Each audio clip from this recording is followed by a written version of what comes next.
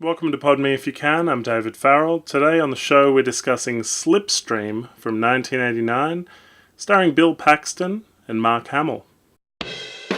Pod Me If You Can, movie reviews. Man's abuse of the earth has led to earthquakes ripping continents apart and floods burying cities.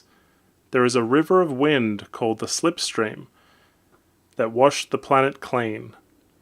Tasker, played by Mark Hamill, and his partner, played by Kitty Aldridge, are police officers transporting a fugitive, played by Bob Peck. An opportunistic man named Matt Owens, Bill Paxton, kidnaps the fugitive in order to claim the reward for himself. Now they're on the run from the two officers, and riding the Slipstream with light planes. Alright, I want to start with the artwork for this DVD, which is absolutely misleading. First of all, this is a picture of Bill Paxton from Apollo 13. Secondly, F. Murray Abraham and Ben Kingsley in the middle there, both are barely in this film, and neither of them look like that.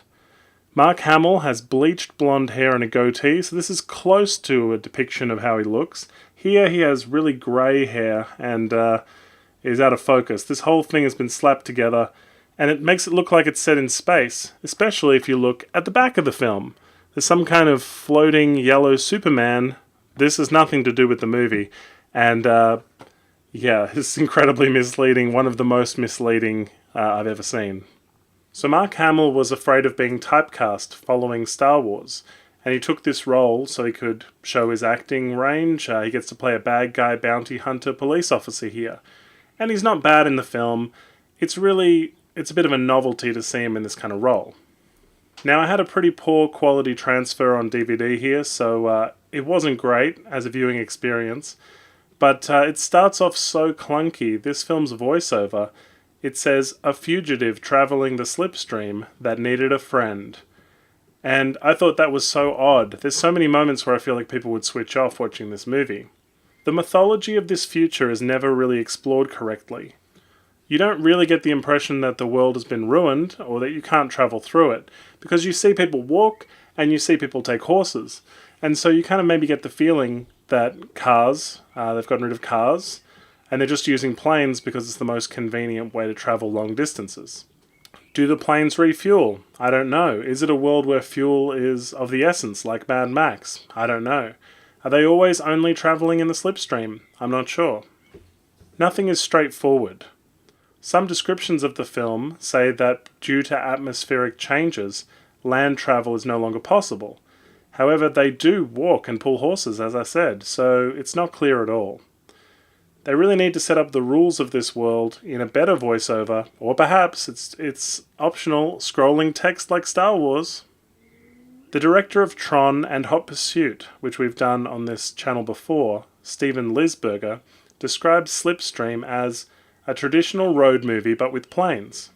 Now, as far as his direction goes, there's a beautiful shot that mimics a Hitchcock film at the beginning of the movie, and beyond that, it is very average directing. It feels like every shot in a plane was done on the same day, and every shot in a cockpit, they're not flying, they're not acting well, and it's forced perspective. They have to do that angle. At the beginning of the movie, they're pursuing this fugitive, Bob Peck, who we find out is an android. Now, the exposition tells us that they spent 3 months sleeping on rocks and waiting for their chance to catch this guy. And when they finally catch him, the line of dialogue they use is so bad, it made me laugh. End of chase. Bill Paxton plays a kind of lower class guy. I think he's meant to be like the Han Solo of this film. But he's the most invested actor in the movie. He's overacting in parts, but he's going for it. He and Mark Hamill really do want this film to succeed. Producer Gary Kurtz, who produced Star Wars, went bankrupt making this movie. So it never got really any theatrical release in the US. It did in the UK and briefly in Australia, where it was considered a flop. Geographically, most stuff is downstream, and they fly fairly aimlessly throughout the air, and at one point they get lost, and you'll probably get lost as a viewer too, because it's not really explained in any kind of map form where they're going, or whether it's a big circle, or if they're traveling across the entire continent. It's not clear at all. There's so many holes and missing pieces that you've got to put together. It feels a bit like Waterworld in parts, but also feels a bit like a rip-off of Mad Max in the air. Except Mad Max had like a real sense of danger and pursuit, whereas here they sort of coast through the skies and it's pleasant at times. There is a strange part where they put Bob Peck's character up in a kite in the Slipstream, but even that and the force of the wind is just, you're just kind of going through the motions rather than feeling like they're in amazing danger. So the whole movie, being a road movie, is just a series of stops, and they stop at like these cave baths for a little while, where they have these spa baths inside a cave, and it's not an obvious reason why they stop there. Rob Coltrane, who plays Hagrid, and you might know from Bond, has 2 short scenes, but it's a nothing part, and he's one of the guys in the spa bath. It's a really scattered pursuit, and it's very heavy. The dialogue focuses on like philosophy and literary references. They seem to speak in quotes. There's a part where a character says to the android, "You must have a very old soul," and he says, "Old King Cole had a very old soul." It feels like gibberish, except that he's an android, and he's probably the most interesting part of the film. You might know Bob Peck from Jurassic Park. This film tries to tell us the tale of an android finding humanity, but I'm not sure that it really succeeds. The problem is that we're not really sure of the rules, and whether or not androids are all over the place. Could any of the other characters be androids? We're not sure. Are androids widely accepted? We don't know. How can they build a fully functioning android that looks like Bob Peck and not have better technology elsewhere in the film? Unsure. Ben Kingsley just plays a random guy that they meet in one scene who's dying. He has a series of philosophical things to say, and then a death scene. It's very minor in terms of the film. The third act takes place in a kind of museum that's full of relics from before this all happened, where an elite class of people are hanging out, drinking, sleeping with each other, and keeping the culture of the human race alive. Bill Paxton meets a girl, and there's kind of a small love story before his inevitable love story in the film. You know, it all feels really random and doesn't really work for me. The rules of the Slipstream world don't feel like they're established well, and this hurts the rest of the movie. You know, a movie with planes pursuing each other, I also would have assumed that there'd be some kind of a dogfight at some point.